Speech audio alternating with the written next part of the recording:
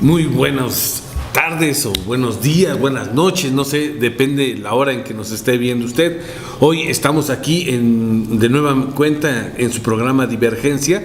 Está conmigo Patricio Lima, yo soy Martín Ruiz, su servidor y director de Consulta Tlaxcala y Consulta TV. Patricio, un gustazo, como siempre. Pues gracias en este segundo programa de Divergencia, con el gusto de siempre, y desde luego el tema tú lo pones sobre la mesa.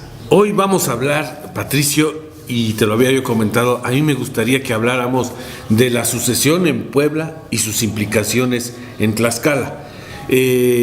Como es conocido de todos, en Puebla se va a vivir un proceso extraordinario previsto para el 2 de junio, luego del fatal accidente en el que perdiera la vida la gobernadora Marta Erika Alonso Hidalgo y su esposo Rafael Moreno Valle, senador de la República y miembro del Partido Acción Nacional. El accidente se registra el 24 de diciembre, tenía 10 días de haber asumido el cargo, y por esa razón el Congreso designa a un gobernador interino que en este caso recayó en la persona de Guillermo Pacheco Pulido, y días después acuerda y decide convocar a una elección extraordinaria únicamente para gobernador, que se celebrará, como ya se lo comentó usted, el 2 de junio de este año.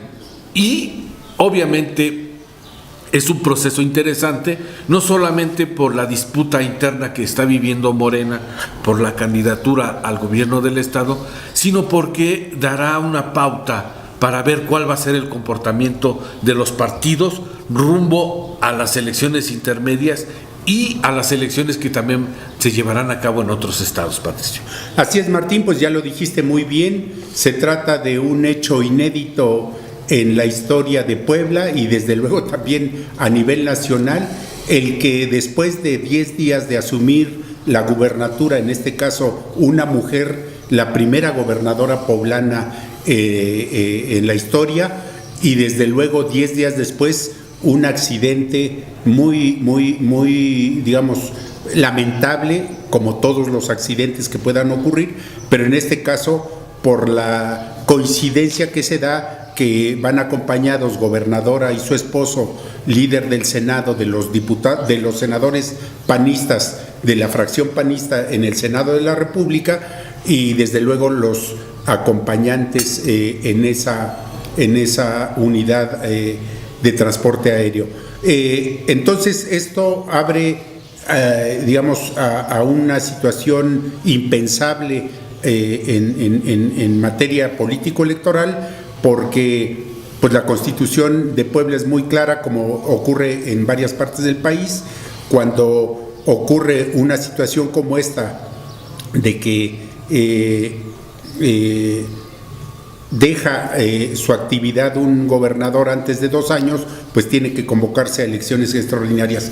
En Puebla va a haber elecciones ya extraordinarias, como lo dijiste, el domingo 2 de junio, un proceso extraordinario por el hecho ocurrido, y desde luego esto abre la posibilidad de una contienda nuevamente. Fue muy polémica la elección entre Morena y PAN y sus aliados en el 1 de julio pasado, con el triunfo final y polémico también de Marta Erika Alonso, y el accidente del 24 de diciembre que abre la puerta a esta elección extraordinaria. ¿Por qué abordamos este tema? Al menos así me lo planteas cuando me invitas, Martín. Es porque desde luego la cercanía de Puebla con Tlaxcala, geográficamente hablando, y también, por qué no decirlo, política y administrativamente hablando, por esa vecindad que tiene sus pros y sus contras, pues a Tlaxcala le debe interesar, porque finalmente hay tanta relación económica, política, social, cultural entre ambas entidades, que Tlaxcala no puede permanecer ajeno a lo que ocurra en Puebla. Va a definirse muy pronto la convocatoria para esta elección extraordinaria, y sabremos y veremos a quienes postulan, pues principalmente 2 fuerzas: la de Morena, que tuvo como candidato a Luis Miguel Barbosa en la elección ordinaria. Se esperaría comprobar o confirmar si nuevamente es el candidato de Morena y sus aliados, que seguramente los tendrá, y por el otro lado la candidatura del PAN y sus aliados, lo que quede del morenovallismo en términos políticos, porque sería el otro contendiente o mujer u hombre para la gubernatura en esta elección extraordinaria. Entonces, el impacto, pues ya lo dije, es muy importante, pero desde luego estaremos en espera de esa convocatoria para ver los plazos específicos de cada una de las etapas y desde luego ir opinando con respecto a ello. Importante esto que va a ocurrir en Puebla y que impacta en Tlaxcala. Sí, por ejemplo, un dato que es interesante es que es muy probable que sea el INE y no el Instituto Electoral de Tlaxcala, de Puebla, el que atraiga la elección. Es una facultad constitucional que tiene el INE de cuando no se tiene confianza en el órgano electoral local, y aquí salió muy desgastado, muy cuestionado el Instituto Electoral de Puebla en la elección de gobernador, porque recordemos muy bien que había elecciones federales de presidente, de senadores y diputados federales en Puebla, y había también 3 boletas para la elección en Puebla. Los poblanos votaron en 6 boletas el 1 de julio, los 3 cargos federales y para gobernador, diputados locales y ayuntamientos.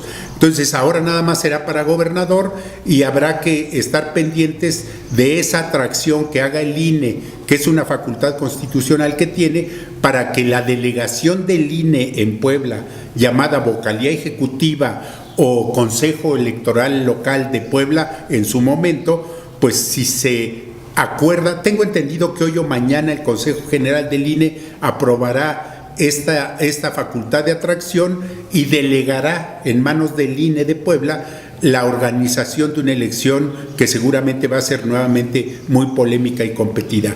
Ya no será el Instituto Electoral de Puebla, desde luego calificarán la elección tanto el Tribunal Local como la sala regional o la sala superior en su momento. Pero no nos adelantemos, estará una elección extraordinaria seguramente en su organización en manos del INE. Ese es, digamos, algo inédito.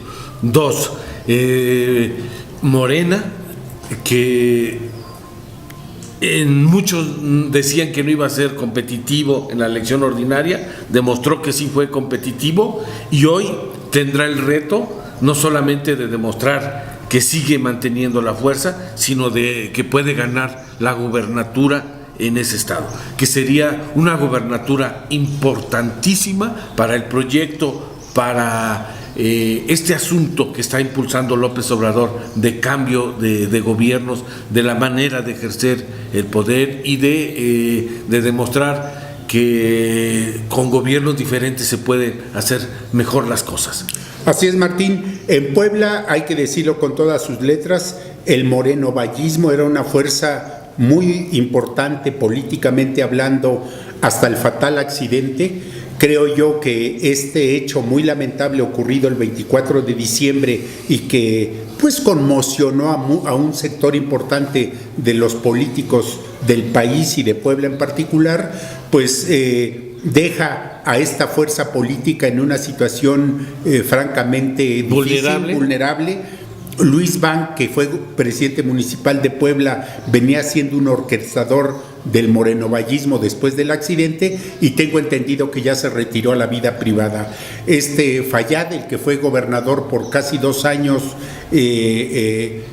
como sucesor de Moreno Valle, prácticamente Tony Gali ha dejado de ser un cuadro político importante. Entonces estamos hablando de que el morenovallismo tendría que reorganizarse con alguien que yo no veo ahorita con fuerza, pero finalmente no por eso minimizo la importancia de esta fracción política en Puebla. Sí, lo que habría que decir es que el PAN y el grupo de Moreno Valle, al no tener una figura representativa fuerte, está debilitado, está cojo para llegar a la competencia. No quiere decir que no vaya a ser competitivo, depende de quién sea su candidato, si el PAN y el morenovallismo se ponen de acuerdo y logran una alianza estratégica que les permita recuperar el poder. Así es. Se ve complicado, mas no imposible. No, en política no hay imposibles en estos momentos. Y luego pasamos en el caso del PRI, un partido muy fragmentado, muy debilitado en Puebla y a nivel nacional. Hay varios priistas que han alzado la mano. La verdad es que yo no le veo ninguna figura que tenga la capacidad de reagrupar y de encaminarse al gobierno del Estado. Habrá que esperar los tiempos, pero sin lugar a dudas el PRI no se le ve de lleno en la pelea, Patricio. No, pues van a ser dos fuerzas, digamos, candidaturas competitivas.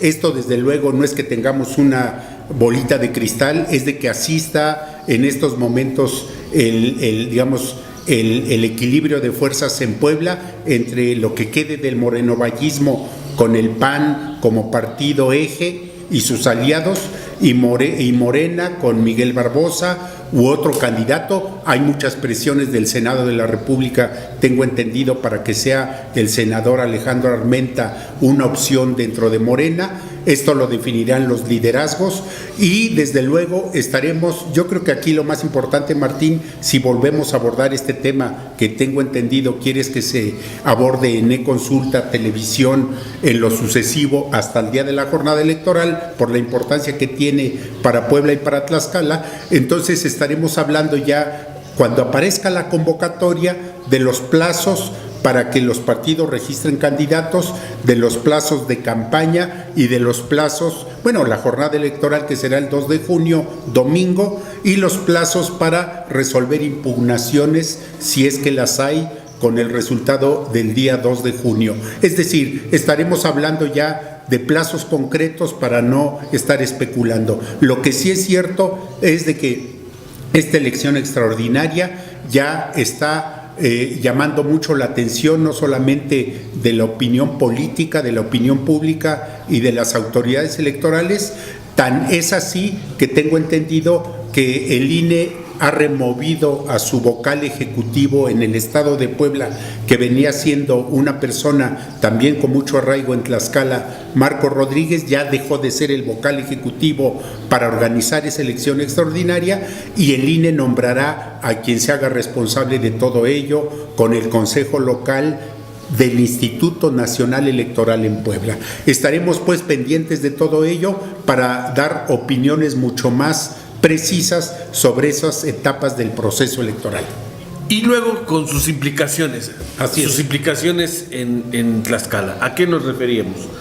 Yo me refiero a que en el caso de Morena, que encabeza Miguel Barbosa Huerta, y el que está también encabezando Alejandro Armenta Mier, que goza del respaldo de algunos diputados locales, algunos alcaldes y del senador Ricardo Monreal. Barbosa pues, trae simplemente el apoyo de la líder nacional, de la dirigencia nacional. Llámese, digo, aquí son muy cuidadosos, pero pues si trae la línea de la dirigencia nacional, pues es obvio que trae la línea de López Obrador. Así es. ¿Y a qué me refiero? Sus implicaciones.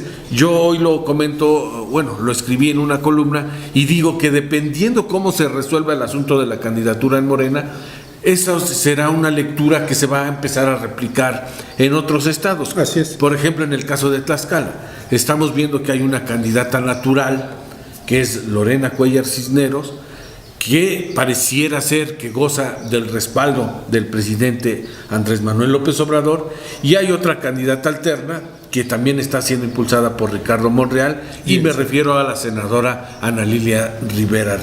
¿A qué me refiero? Que conforme pasa el tiempo, si Barbosa se confirma su candidatura, pues habrá un criterio de que la línea que predomine, al menos en Morena, será la que palomee el presidente López Obrador. El programa anterior lo concluimos diciendo que todo esto que está ocurriendo en el proyecto de López Obrador lleva a una sucesión adelantada en Tlaxcala. 2 años antes de la elección ya se están moviendo las piezas y se están haciendo los ajustes entre los equipos, seguramente con la mira puesta en la sucesión del 2021. Hay que entenderlo muy bien, que el proceso electoral abarcará la primera mitad del 2021, y ahora en este segundo programa pues también parece que estamos concluyendo con en esa misma dirección. El hecho de que están siendo impulsadas en Morena figuras en el Senado de la República con Ricardo Monreal a la cabeza, y hay que entender que el Senado de la República ha sido mucho tiempo, no me gusta la palabra, pero no encuentro de momento otra, semillero de candidaturas a la gubernatura, y obviamente las dirigencias, en este caso la nacional de Morena con Jacob Polewski como dirigente nacional, pero desde luego también con el dedito de López Obrador, presidente de la República, a través de la dirigencia nacional. En Tlaxcala es lo que se ve venir, en Puebla es lo que está ocurriendo desde ahorita, y de que las fuerzas dentro de Morena se mueven para buscar que de un lado o de otro surjan candidaturas fuertes a las gubernaturas de los estados. Entonces, estamos concluyendo en una situación de que la elección extraordinaria de Puebla también le pone ambiente a la adelantada sucesión de Tlaxcala. Sí, y un poco vamos a hablar del PAN. Así es. Rafael Moreno Valle traía como sus hijitos, como un llaverito que le interesaba jugar en el caso de Tlaxcala. Así es. Sí, pues, digamos, a través de José Gilberto Temolsin logran la dirigencia estatal. Se esperaba que con el apoyo y el impulso de Rafael Moreno Valle, el PAN pudiera recuperar la fuerza y fortalecerse. Hoy, sin ese padrinazgo, sin esa fuerza que era o representaba Rafael Moreno Valle, el PAN en Tlaxcala pues, se percibe débil, desgastado. Vaya, de nada sirve que José Gilberto haya tomado las riendas del partido hace unos días si sigue desaparecido el partido, no lo ves por ningún lado. Eso demuestra que el partido no sabe cómo replantearse una nueva estrategia que le permita renacer, Patricio. Pues la elección del 1 de julio del 2018 dejó en una situación de crisis severa al PAN, sobre todo por el estilo de hacer política de su dirigente nacional y después candidato presidencial. Me estoy refiriendo a Ricardo Anaya, del que ya casi nadie habla, pero desde luego sí dejó al PAN en una crisis muy severa. Se refleja en muchos estados del país. Aquí en Tlaxcala, hay que decirlo con todas sus letras, en los últimos, 6-8 años, Adriana Dávila venía siendo la que movía las piezas principales en el Partido Acción Nacional. En esta ocasión pierde la dirigencia estatal y pues quedan en una situación, digamos, no de indefensión, pero sí de un debilitamiento todavía mayor. La figura de Gilberto Temolsin habría la posibilidad de que con el apoyo de cuadros del PAN nacional aquí en Puebla o a nivel nacional se fortaleciera, sí, pero esa crisis a la que ha llevado el fatal accidente en Puebla y el liderazgo poco visible o poco, digamos, relevante de Marco Cortés, pues deja en una situación ciertamente complicada al PAN en Tlaxcala. Y además, Patricio, hay un factor que el PAN yo creo que no lo ha sopesado muy bien, y es el partido que quiere fundar Margarita Zavala junto con su esposo Felipe Calderón, que sin lugar a dudas le va a pegar al PAN. ¿Por qué? Porque muchos están hartos de cómo se ha manejado ese partido en los últimos 20 años y muchos van a migrar al partido de Margarita Zavala y Felipe Calderón. Bueno, está por verse, yo ahí tomaría las cosas con reserva, Martín. Si bien es cierto que se trata de dos figuras políticas nacionales con militancia de toda su vida en el PAN, también es cierto que hay mucho rechazo a ello. Y Margarita Zavala, que siendo una mujer que hasta hace 2-3 años, digamos, mantenía una imagen, si no impecable políticamente hablando, se desgastó mucho, primero con la candidatura a la presidencia por la vía independiente y la forma en que sumó adhesiones irregulares según el INE, muchas de ellas de una forma no la más correcta. Sí. Y lo otro, cuando ella crea su asociación, su agrupación política con la finalidad de ir formando un partido político, también le cuestionan el que se fusiló, la palabra es el que imitó el nombre y el proyecto de un partido político de Argentina, y me estoy refiriendo a que Margarita Zavala, en sus intentos, digamos, de hacer política activa a través de una candidatura independiente o de un partido, de una asociación política, no salió muy bien librada. Finalmente están en su derecho de buscar de hacer una solicitud para formar un nuevo partido político nacional, y estaremos pendientes también de ello, porque quierase o no, se trata de dos figuras de la política, tanto Felipe Calderón como Margarita Zavala, con el desgaste que han tenido políticamente hablando en los últimos meses o años. Sí, y ya para concluir, Patricio, yo diría en el caso del PRI, así es. Si el PRI en Puebla está desbaratado, desquebrajado, pues aquí en Tlaxcala, para empezar habría que preguntarnos si hay PRI. Y digo porque si hay PRI, yo después de ver tanto afecto que mostró el gobernador hacia el PG, pues pareciera ser que ya está milita en Morena, ¿no? Y me pregunto, porque yo en el PRI aquí en Tlaxcala, no sé si coincidas conmigo, de no ser por Anabel Ábalos Empaltecas, que es una priista que anda haciendo su chamba y que se le menciona constantemente como una probable aspirante a la gobernatura, de ahí en fuera al PRI lo veo. Mira, Martín, no es que quiera uno descalificar a los liderazgos políticos, que no se vale hacerlo de una manera, digamos, si no hay argumentos o elementos, pero Roberto Lima Morales, político chautempense, desde que le dieron el PRI estatal, la verdad es que a mí me parecía que era mucha palabrería, mucha euforia, pero poco trabajo efectivo. Finalmente ahí están los resultados de la elección del 1 de julio, ahí está la imagen de un PRI en Tlaxcala que, no obstante que tiene la gubernatura y un buen número de municipios, de los 60, al menos 4 o 5 importantes en términos de población, pues no, nada más no se ve un liderazgo fuerte que al rato lleve a una candidatura fuerte para una elección que ya no está lejos. Sí, y además hay que decirlo, el PRI en Tlaxcala no existe, no sale de su dolorosa derrota que sufrió el 1 de julio, vamos para 8 meses y pareciera ser que siguen gobernando, que tienen, bueno, sí gobiernan el Estado, pero me refiero a que pareciera ser que tienen el control del Congreso, que tienen la mayoría de los municipios. La verdad es un partido que está muy debilitado y suelto, parece. Nunca en la historia reciente del PRI, me refiero a los 40 años que yo llevo analizándola, era impensable que tuviera una diputada, en este caso de 25, y una diputada por la vía plurinominal.